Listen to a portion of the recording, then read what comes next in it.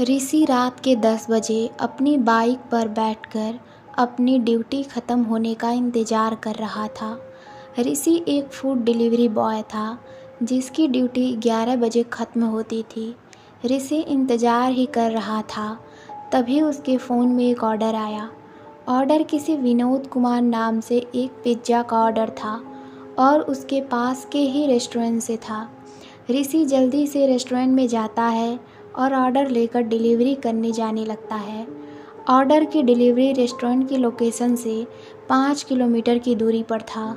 ऋषि 80 की स्पीड से जल्दी से ऑर्डर की लोकेशन पर पहुंच जाता है। लोकेशन एक कब्रिस्तान की थी। लोकेशन पर पहुंचकर ऋषि अपने आप से कहता है, यार ये लोग तो ऑर्डर कर लेते हैं पर गलत एड्रेस दे देते हैं। यही सब बोलते हुए ऋषि ऑर्डर के नीचे दिए नंबर पर कॉल करने लगता है। 1-2 ही रिंग में कॉल रिसीव हो जाती है। कॉल रिसीव होते ही ऋषि बोलता है, हेलो सर, मैं ऋषि आपका पिज़्ज़ा का ऑर्डर लेकर आया हूँ। सर आप मुझे अपना सही एड्रेस बता दीजिए। वो सर ये जीपीएस मुझे लगता है गलत लोकेशन पे ले आया है। ऋषि की बात सुनकर दूसरी वाला आदमी बोला, आप अभी कहाँ हैं? ऋषि उस आदमी की बात का जवाब देते हुए कहता है, मैं अभी कब्रिस्तान के गेट के आगे हूँ। जीपीएस मुझे यहाँ ले आया है। ऋषि की बात सुनकर वो आदमी बोलता है, तुम बिल्कुल सही जगह पर हो। तुम कब्रिस्तान का गेट खोलकर अंदर आ जाओ। यह सुनकर ऋषि को बड़ा अजीब लगता है, पर वो सोचता है क्या पता ये आदमी कब्रिस्तान का चौकीदार हो, इसलिए तो इतनी रात को कब्रिस्तान के अंदर है। ऋषि ठीक है सर बोलकर फ़ोन रख देता है। ऋषि यही सोच रहा था कि वो अंदर जाए या नहीं। ऋषि अपने आप से बोलता है, नहीं यार, मैं ऑर्डर कैंसिल नहीं कर सकता। ऋषि न चाहते हुए भी कब्रिस्तान के अंदर जाने लगता है। ऋषि कब्रिस्तान के अंदर आ तो गया था, पर उसे न जाने क्यों थोड़ा डर लग रहा था। कब्रिस्तान के अंदर आकर देखता है तो उसे वहाँ कोई नहीं दिखता। ऋषि को जब अंदर कोई नहीं दिखता तो वो बोलता है, अरे यार ये चौकीदार का कमरा कहाँ है? ऋषि यह पूछने के लिए उस आदमी को फ़ोन करने लगता है। ऋषि जब उस आदमी को फ़ोन करता है तो दूसरी ओर से आवाज़ आती है, आपके द्वारा डायल किया गया नंबर अमान्य है। ऋषि हैरानी के साथ बोलता है, ये कैसे हो सकता है? अभी तक तो इसी नंबर से बात हो रही थी और अब नंबर गलत बता रहा है। खैर छोड़े, मुझे क्या, कंपनी में बोल देता हूँ सर, कस्टमर का नंबर नहीं लग रहा है और ऑर्डर कैंसिल हो जाएगा और फ्री का पिज़्ज़ा भी मिल जाएगा।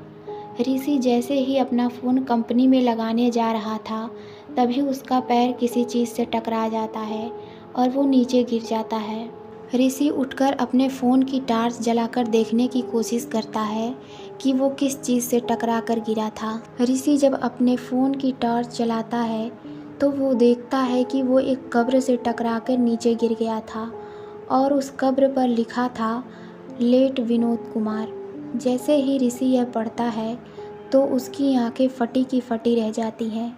ऋषि डर से कांप ही रहा था, तभी उसके पीछे से एक आवाज़ आती है, हाँ भैया मेरा ही ऑर्डर है, मैं ही विनोद कुमार हूँ। ऋषि आवाज़ सुनकर जैसे ही अपने पीछे मुड़ता है, वो देखता है उसके पीछे एक 25-26 साल का लड़का खड़ा था।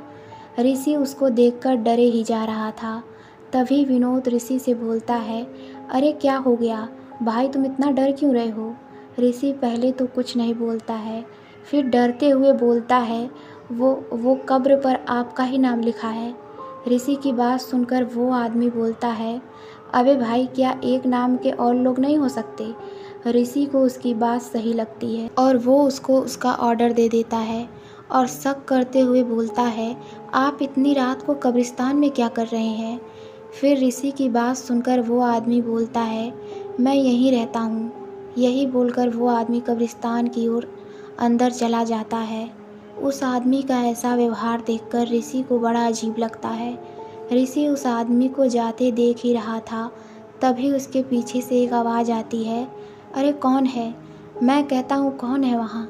ऋषि आवाज़ सुनकर पीछे मुड़कर देखता है। वहाँ एक 60-65 साल का आदमी खड़ा था। उसके कपड़े देखकर लग रहा था वो वहाँ का चौकीदार था। अरे कौन हो बेटा तुम, और इतनी रात को इस कब्रिस्तान में क्या कर रहे हो? ऋषि उस आदमी की बात का जवाब देते हुए बोलता है, अंकल मैं एक डिलीवरी बॉय हूँ और मैं यह पिज़्ज़ा डिलीवरी करने ही आया था। ऋषि की बात सुनकर वो चौकीदार बड़ी हैरानी के साथ बोलता है, पिज़्ज़ा डिलीवरी करने पर किसको? ऋषि जवाब देता है, यहाँ जो दूसरे चौकीदार हैं ना उनको।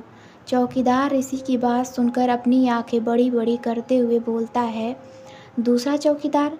अरे बेटा ये कब्रिस्तान है और कोई बैंक नहीं जो 2-3 चौकीदार हो, यहाँ बस एक ही चौकीदार है, वो भी बस दिन के टाइम के लिए। वैसे उसने अपना नाम क्या बताया? ऋषि झट से बोलता है, विनोद कुमार। विनोद कुमार का नाम सुनकर वो आदमी बोलता है, वो सामने देख रहे हो, वो उसी की कब्र है और अब तुम यहाँ से जल्दी चले जाओ, नहीं तो यहाँ कुछ भी हो सकता है। ऋषि उस आदमी की बात सुनकर बोलता है, अब आप कुछ भी बोलोगे क्या अंकल? आज मैं ही मिला हूँ क्या आपको डराने के लिए? चौकीदार अपनी गंभीर आवाज़ में बोलता है, क्या तुमने ये नहीं सोचा कि वो आदमी इतनी रात को कब्रिस्तान में क्या कर रहा है और वो अब कहाँ गया? ऋषि चौकीदार को अपने हाथ से इशारा करते हुए बोलता है, वो उस ओर गया था, पता नहीं अब कहाँ चला गया। यही बोलकर जैसे ही ऋषि चौकीदार की ओर देखता है तो चौकीदार वहाँ नहीं था। ऋषि डरते हुए बोलता है, अरे ये अंकल कहाँ चले गए? अभी तो यहीं थे। ऋषि सब समझते देर नहीं करता और कब्रिस्तान के बाहर की ओर भागने लगता है। ऋषि जैसे ही कब्रिस्तान के गेट के पास पहुंचता है, कब्रिस्तान के गेट में बाहर से ताला लगा था। ऋषि डरा हुआ तो पहले से ही था। तभी उसको और डराने के लिए उसके पीछे से एक आवाज़ आती है, अरे बेटा तुम अभी तक यहाँ से गए नहीं क्या? ऋषि आवाज़ सुनकर जैसे पीछे मुड़ता है तो वो देखता है वही चौकीदार उसके सामने खड़ा था, पर इस बार वो कुछ अलग लग रहा था। इस बार उसका चेहरा सूखा और सफ़ेद था। वो चौकीदार ऋषि के पास आते हुए बोलता है, तुम अभी तक गए नहीं? मैंने कहा था ना चले जाओ, पर तुम नहीं गए। लगता है तुम्हें यह कब्रिस्तान पसंद आ गया है। यही बोलते हुए वो चौकीदार ऋषि के पास आते जा रहा था। ऋषि का उस चौकीदार को पास आते देखकर ऋषि की सांसें रुकने से लगी थी। वो चौकीदार जितना पास आते जा रहा था वो उतना ही भयानक होते जा रहा था। चौकीदार ऋषि के पास आकर बोलता है, मैंने कहा था ना तुम यहाँ से चले जाओ, पर तुम नहीं गए। चलो कोई नहीं, अब मैं तो तुम्हें कुछ नहीं करूँगा, पर वो तुम्हें नहीं छोड़ेगी। ऋषि डरते हुए पूछता है, कौन? कौन नहीं छोड़ेगा? चौकीदार ऋषि को उसके पीछे देखने का इशारा करता है। जैसे ही ऋषि अपने पीछे देखता है तो ऋषि को ऐसा लग रहा था जैसे उसका दिल अभी छाती फाड़कर बाहर आ जाएगा, क्योंकि ऋषि के सामने कोमल खड़ी थी। कोमल को सामने देखकर ऋषि को सब समझ आ गया था, उसके साथ यह सब क्यों हो रहा है। कोमल ऋषि की गर्लफ्रेंड थी, जिसे ऋषि ने 1 साल पहले पिज़्ज़ा में जहर देकर मार दिया था और अब कोमल के हाथ में भी एक पिज़्ज़ा का बॉक्स था। कोमल वो पिज़्ज़ा का बॉक्स ऋषि के पास लाती है और बड़े प्यार से बोलती है, ये लो ऋषि, मैं ये पिज़्ज़ा खास तुम्हारे लिए लाई हूँ। ऋषि जैसे ही उस पिज़्ज़ा के बॉक्स की तरफ देखता है तो उसको दिखता है उसमें एक हाथ कटा हुआ रखा था। ऋषि जैसे ही उस हाथ को देखता है तो उसको ऐसा लगने लगा था जैसे उसका एक हाथ कट गया हो। जैसे ही ऋषि अपने हाथ की ओर देखता है तो वो देखता है जो उस बॉक्स में हाथ था वो और किसी का नहीं बल्कि उसी का था। ऋषि अपना हाथ देखकर दर्द से तड़पने लगता है। तभी कोमल अपनी डरावनी मुस्कान के साथ बोलती है, इसे खाओ ऋषि। ऋषि रोते हुए बोलता है, मुझे माफ़ कर दो कोमल, मुझसे गलती हो गई। कोमल अपनी गंभीर आवाज़ में बोलती है, मैंने कहा इसे खाओ, मतलब खाओ। जैसे ही उस बॉक्स को पकड़ने के लिए ऋषि अपना हाथ आगे करता है वो देखता है उसका दूसरा हाथ भी कटा हुआ था। ऋषि दर्द और डर से तड़पे जा रहा था और कोमल मुस्कुराते हुए ऋषि का दिल देखते ही देखते निकाल लेती है।